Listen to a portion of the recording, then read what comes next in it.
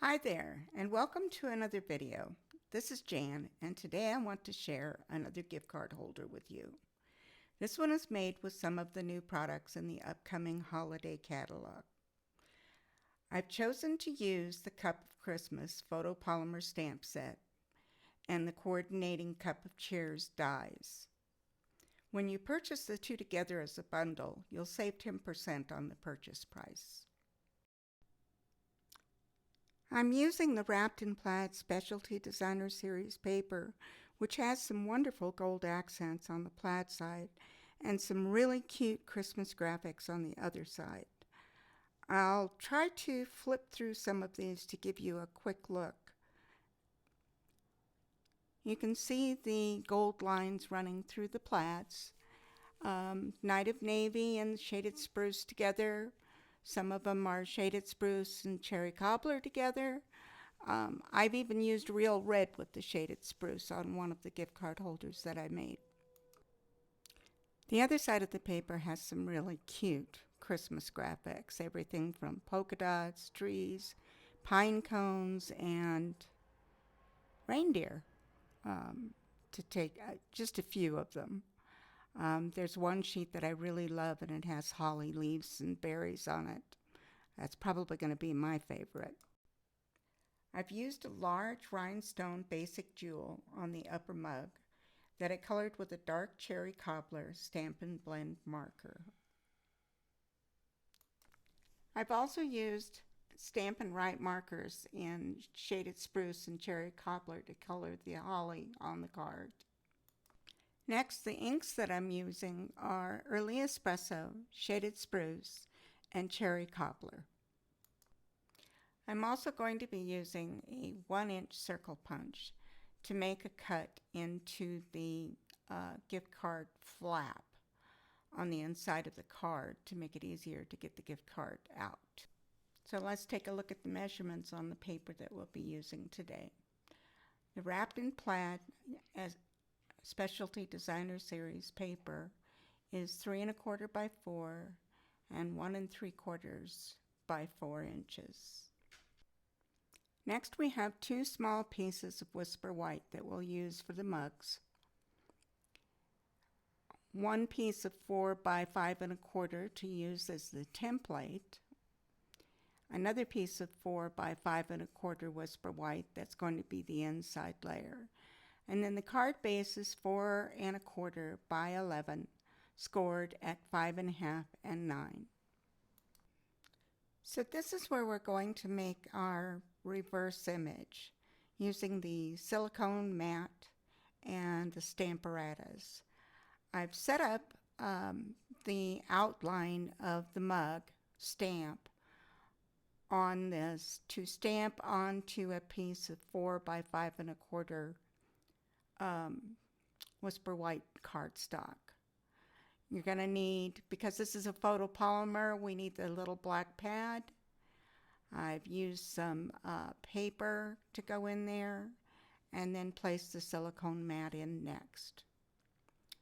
Next, we're going to ink up the stamp with Early Espresso ink, and we're going to stamp directly onto the silicone mat. This is going to give us our reverse image for the upper cup on the card. So we want to press down firmly and all around, make sure we get a good impression. Now we'll bring in the 4 by 5 1/4 piece of Whisper White that we're going to make our template from. We're going to stamp on this piece, again, making sure that we get a good impression. And then we'll lift it up and take a look at it. You can see we've got a one spot there that just didn't take all that great. So we're just going to go back in, press a little harder. And that's looking better, but the upper corner needs just a little more pressure. Now we've got a good impression, so we'll use that. Next, we're going to take and cut this out with the appropriate mug die. In other words, with the handle on the left. This is going to do two things. We'll be using the cut that we cut out as our upper mug on the card, gift card holder, and it will also, what's left is going to become our template for some of the stamping that we'll do after this. I want to point this out to you before we go any further. I have a stamp that I wanted to use just the words. So I very carefully cut away the leaves from the Cup of Cheer stamp, which left me with just exactly what I wanted to stamp with on my cup. I can always put those leaves back on and they will stamp perfectly fine as though they were completely still in one piece. Now that I have both of my outlines stamped and cut for both mugs, it's time to get on with the rest of the stamping on these, all of which are still set up on the Stamparatus and just waiting for us. We need to move the template on the Stamparatus out to the 2-inch mark so that we can take and stamp the "Sending You a Cup of Cheer" words onto the right-handled mug.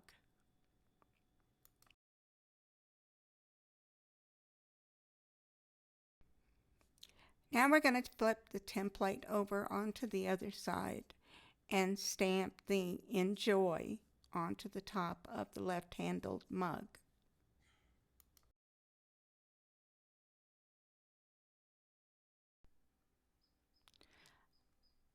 Now it's time to take and stamp the greenery with shaded spruce onto the left-handed "Enjoy" cup. You are going to need your Stampin' Pierce mat, as this is a photopolymer stamp. And we're going to be stamping on the top, and then I'm going to turn around and stamp it again with the image on the bottom.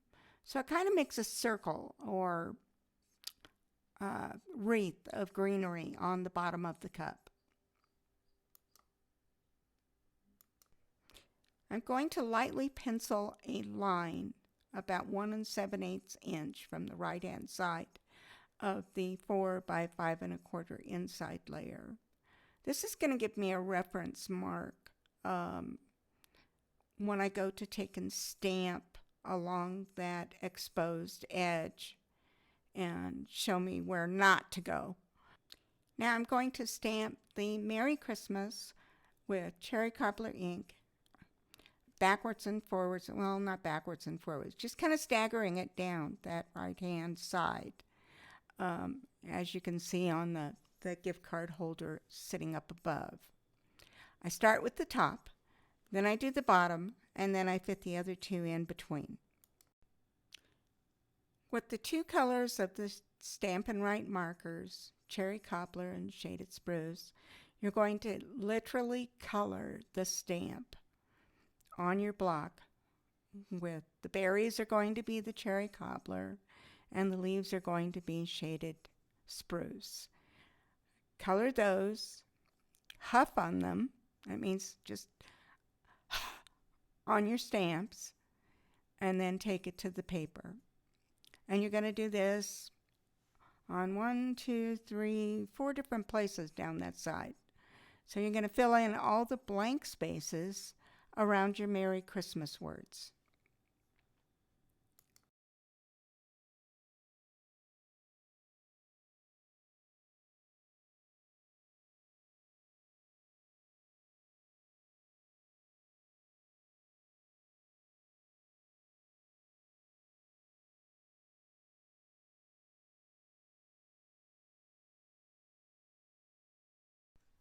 So I'm going back to the Stamparatus for one last time, just to stamp the "To and From" that can be found in the Itty Bitty Christmas stamp set. You may have one of your own from your stash that is lined up like this, but I love this They're both on one stamp and a little space in between, and it just works perfectly. I've left everything lined up on my Stamparatus so that when I'm done with this video, I'm going to go ahead and make a few more of these gift card holders for my friends and relatives for the holiday season. I hope that you will too. Let's start putting this together. You're going to take your card base and you're going to fold it on the scored lines at 5.5 and 9 inches, and you're going to burnish those folds with the bone folder. You want this to lay pretty flat for mailing purposes, needless to say, and so I do go over it a couple of times to make sure that that will happen. I'm going to be starting with the gift card holder flap on the card base by adhering the designer series paper to the card base with some liquid glue. This is usually my go-to. I like the extra wiggle room that it gives me, and so that's what I use. I do spread it into the corners to make sure that they're not going to lift on me, but then add a little line along, say about 1/4 inch from the edge, because that glue will spread once I press it onto the paper. Now I'm going to adhere the gift card front DSP to the card base with some liquid glue as well. In the same manner, corners first, along the edges, and then I will seal it down.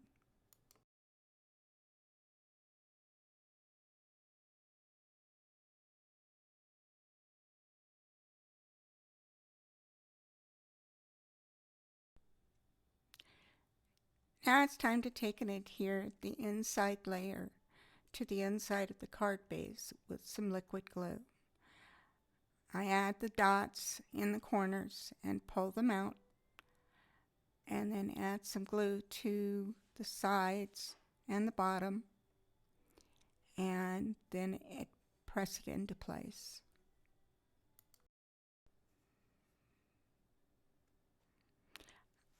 I'm going to create an indentation in the gift card flap with a 1-inch circle punch. I'm just going to partially cut it just so you can get your fingers easily on the gift card.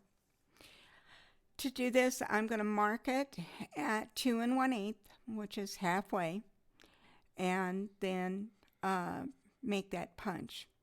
It won't be quite a half circle, probably more like a third of the way in, because I don't really need it very deep. I'm adding some tear tape to the gift card flap to seal, make sure that that will hold that gift card in place very securely. Once I've added it to both sides, I'll actually burnish it with the bone folder just to make sure it's adhering good before I remove the covers on it. I'm going to actually take and place a gift card on the card base and then fold that up over it and seal it in place. This gives us a little bit of room, makes it a little bit easier to get that card into place when I do this, but yet it's held securely. And again, I burnished it very good with the bone folder, so it's sealed down good. I'm going to add some dimensionals to the back of both of the coffee mugs so that I can pop them up onto the front of the gift card holder. I'm putting them in all the corners except for the bottom cup, which I will leave the left-hand corner to put a glue dot onto once it's in place on the card front. I've also added some mini glue dots onto both of the mug handles just for a little extra security. Thinking about when they go through the mail, you don't want them crushed. I've added a glue dot to the upper left-hand corner of the bottom mug so that I can attach it to the top mug, and I'll use the last card that I made as a kind of a guide to tell me where to put it, seeing as how that one's sitting there and ready for me to do that.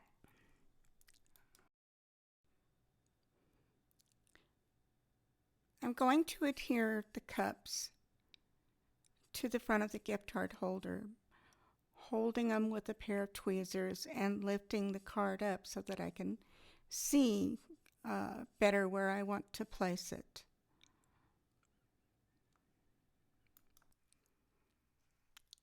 I grabbed my dark cherry cobbler Stampin' Blend marker to color the largest rhinestone in the Rhinestone Basics Jewels set. I think it's incredibly handy to be able to color match my bling the way I would like to have it, simply by grabbing a marker and being able to color it. Best thing ever. Adhering the cherry cobbler rhinestone to the greenery is the final touch on the gift card holder. I would love to be your demonstrator. If you are in the United States and need a demonstrator, then you can order your supplies in my online store by clicking on the link provided below. If you enjoyed this video, please give it a thumbs up and consider subscribing to my YouTube channel. If you click on the little bell, you will receive notifications when I post any new content. Thank you for sharing this time with me. See you soon.